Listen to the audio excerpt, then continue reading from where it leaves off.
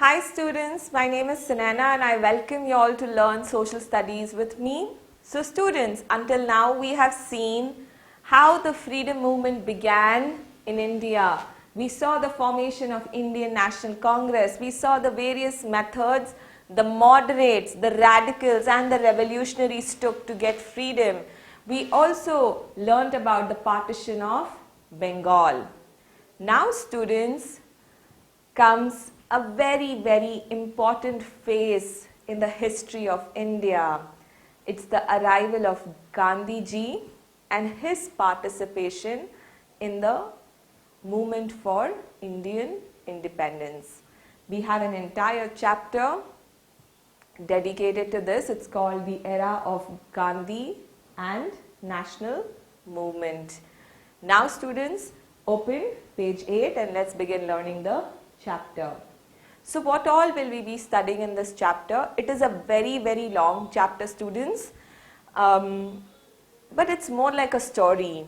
So if you understand in all clarity what happened in the story, for you to write it in your exam, it will be very easy. From examination point of view, in your entire textbook, this is the single most important chapter.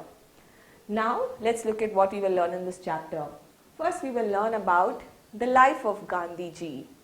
Then, we will learn about Gandhiji's beginning struggles in India. So, there were some very small hunger strikes, Satyagraha, on a very small level he did and he achieved success. But later, they became very big instruments for us to get freedom with. Then we will learn about the achievements of Gandhiji's inner life. Okay students, so about Gandhiji, his life, his beginning struggles, his achievements.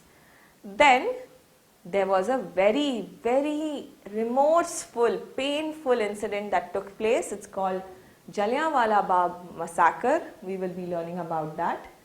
Then we will learn about Khilafat movement, non-cooperation movement. Students, it goes in order.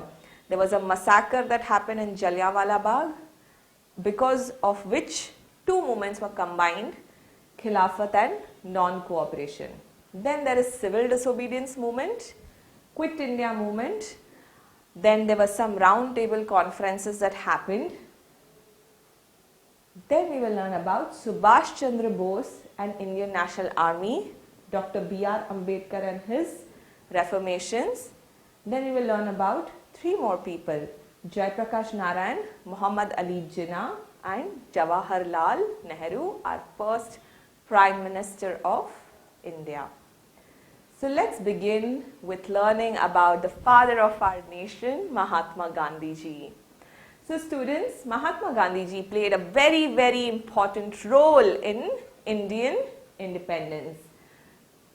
He created the whole struggle called the Gandhian way of struggle or the Gandhian model of struggle.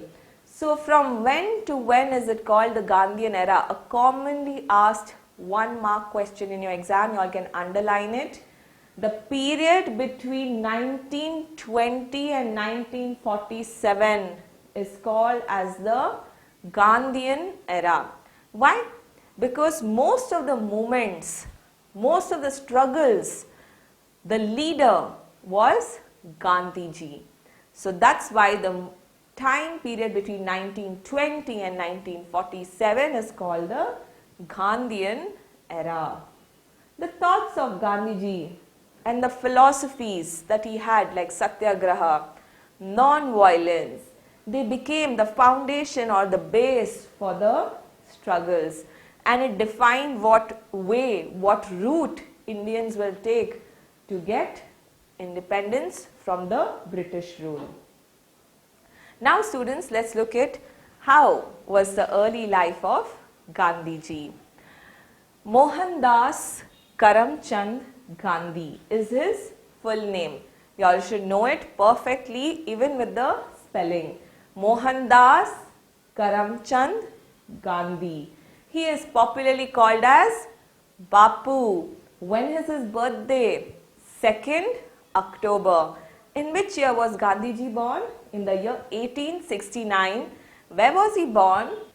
So the place's name is Porbandar. Which district is it in? In today's Gujarat, in the district of Kathaiwar.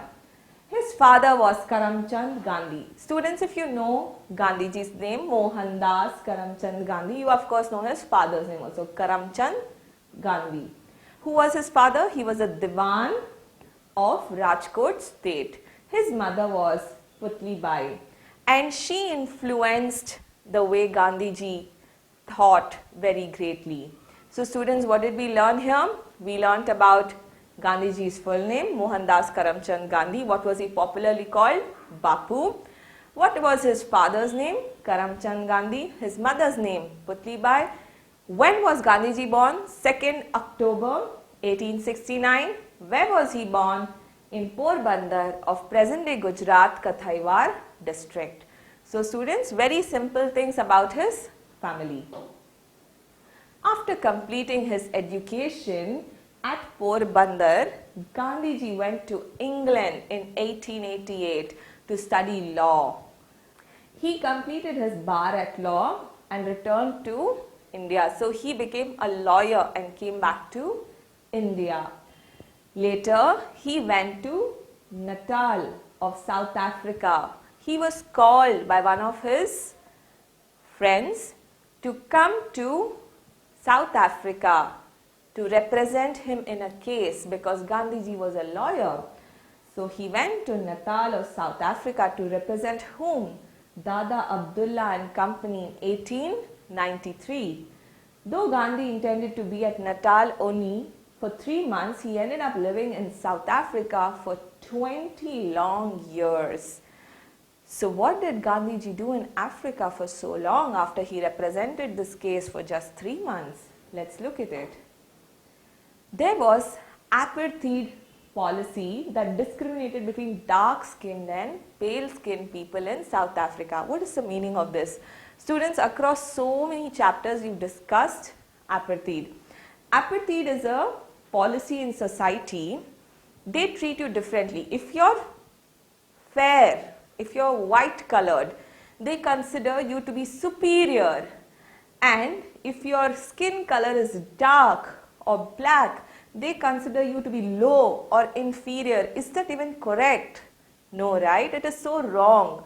So this policy of discrimination on the basis of skin color is called apartheid.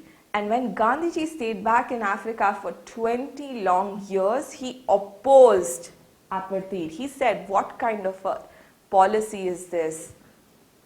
He invented a tool. What is the meaning? Was he a scientist?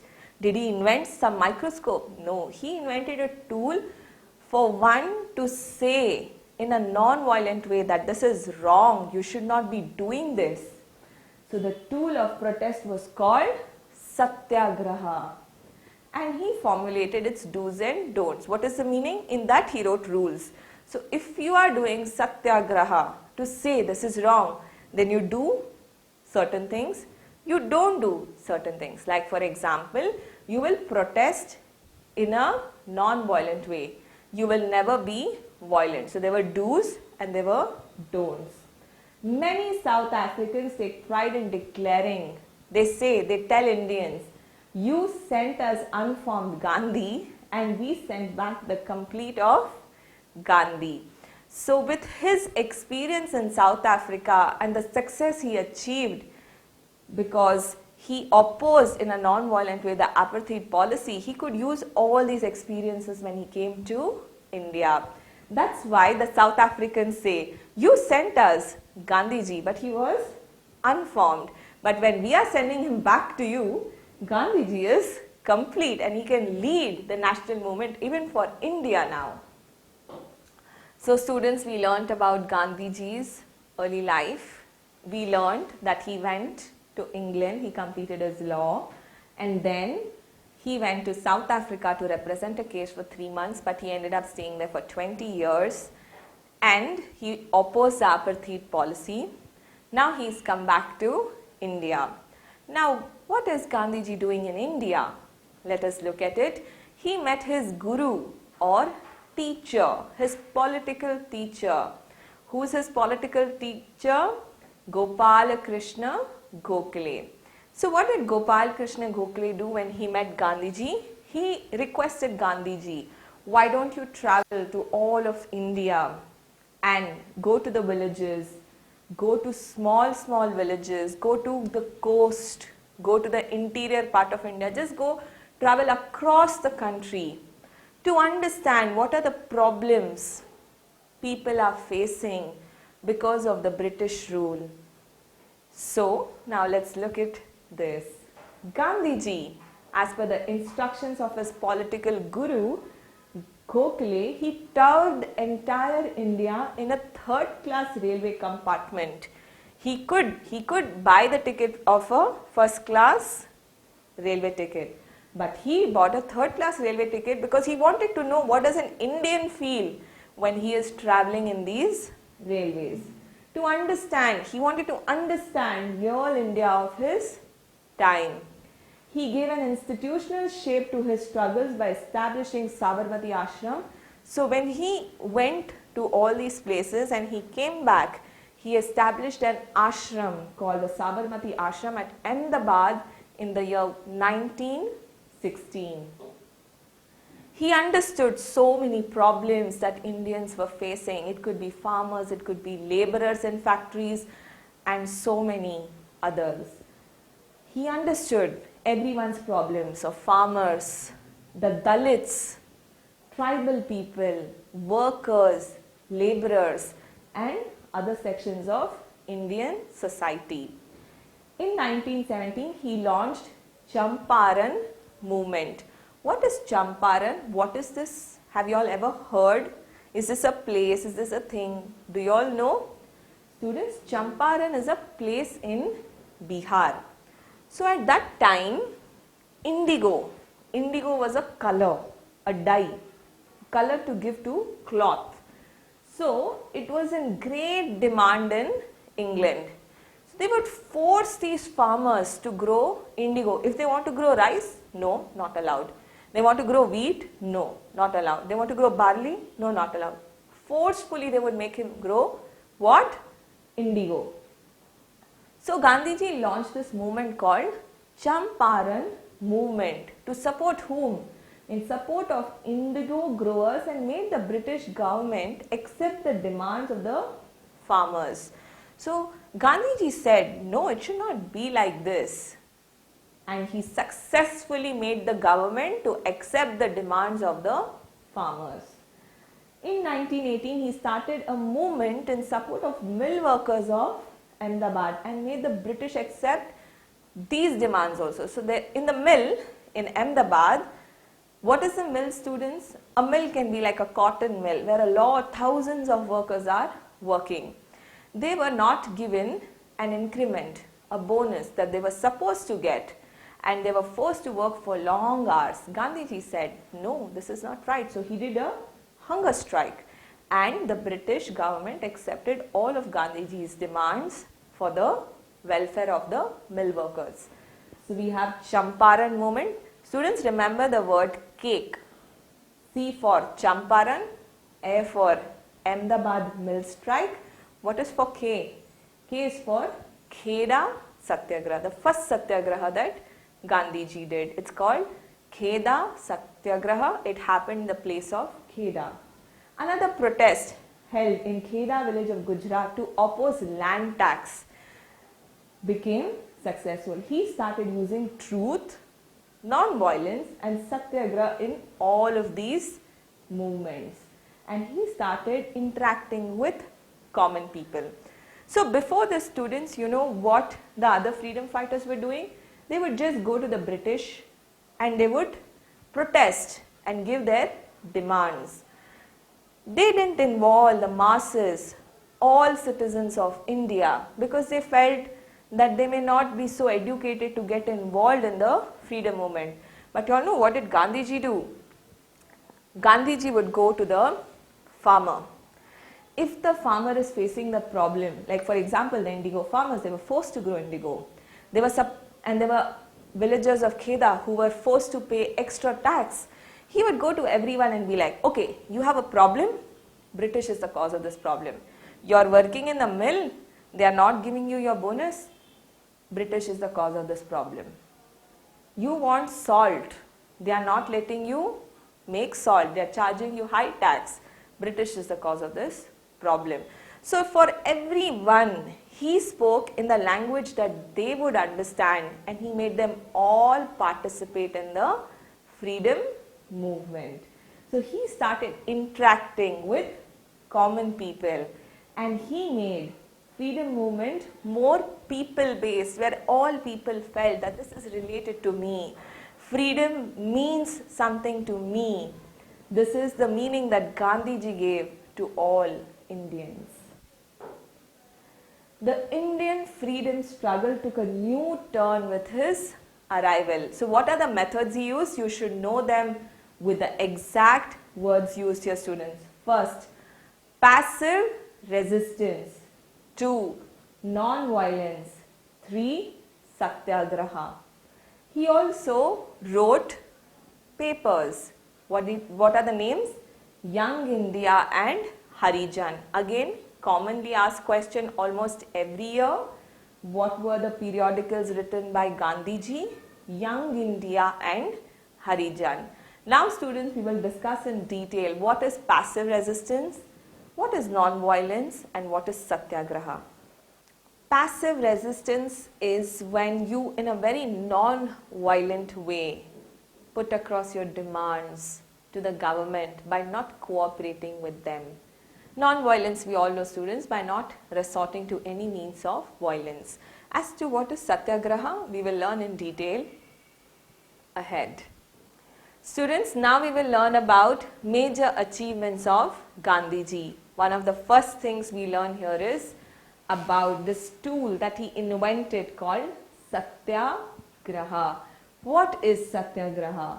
Students, it can come for 2 marks in your exam. Write a short note on Satyagraha, explain Satyagraha, write about major achievements of Gandhiji. There are multiple different ways in which this answer would be asked for.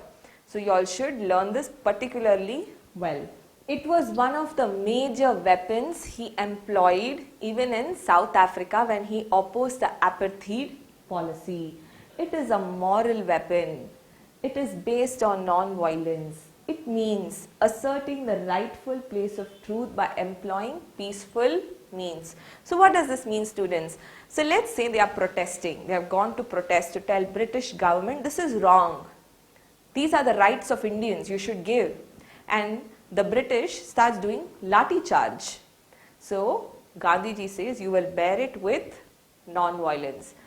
Why like that? So he would say that we all Indians who we are protesting using Satyagraha, we will stand in a queue. If they will lathi charge the first person, they will keep hitting. But when they are hitting and we are not responding, we are non-violently bearing, enduring it, we are tolerating it, then at some point after hitting, the one who is hitting, their heart, it will ask, right, what happened? Why am I doing this? It is wrong. That person is so quietly bearing. And the heart will change. That is the power of truth. That is what Gandhiji said. So, by peaceful means, the right place of truth can be shown. And the truth is fearless. It doesn't fear any kind of lathi charge. It doesn't fear punishment. The use of this weapon is one of the major social explorations that has taken place ever in the whole history of mankind. Next, Ahimsa. Ahimsa means non-violence. It was the most basic trait of Gandhiji's struggle. What did he say?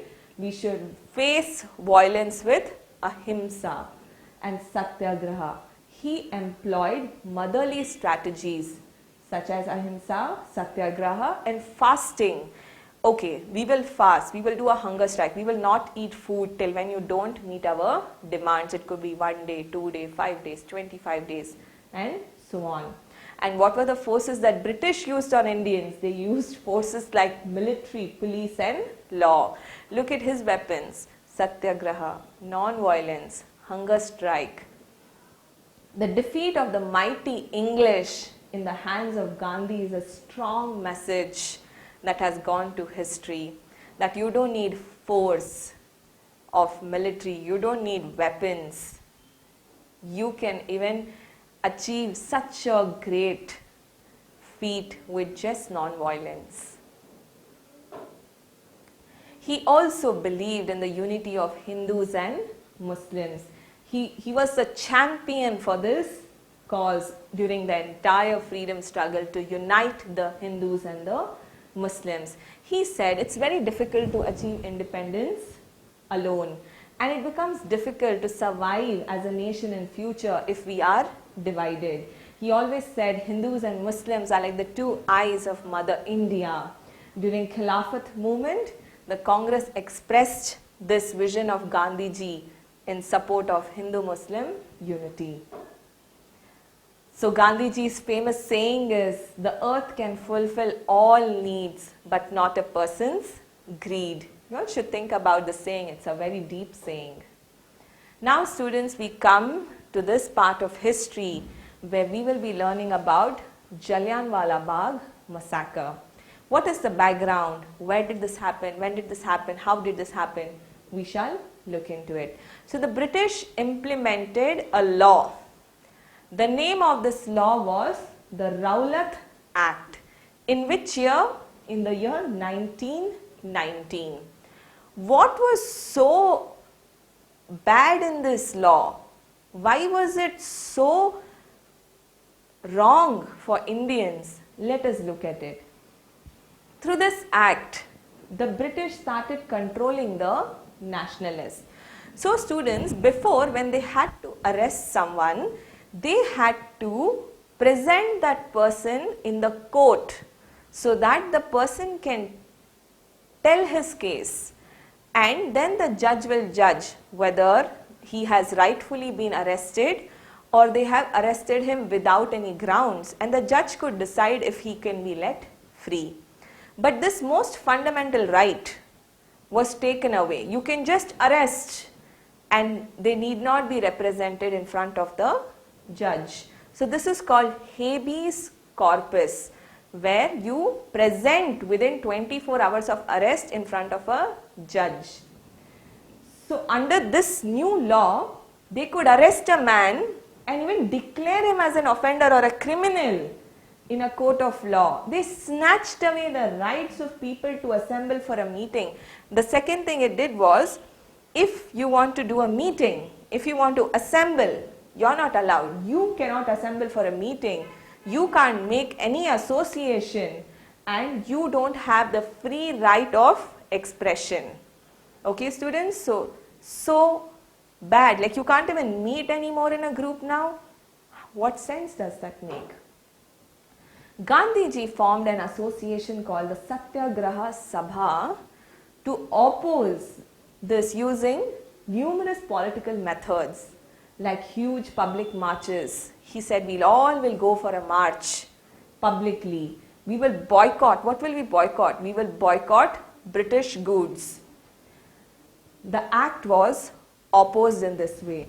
The British government decided to suppress the agitations against the Rowlatt Act. So the British, how did they react when Gandhiji said, okay, we will go for a march? Gandhiji said, we will do a boycott of foreign goods. What did the British do? They said, we will suppress whatever Gandhiji wants to do. Gandhiji called one hartal on April 6, 1919. Dr. Fakhruddin and Dr. Satyapal and various other leaders were arrested in Punjab. To protest these arrests, the people assembled in a park.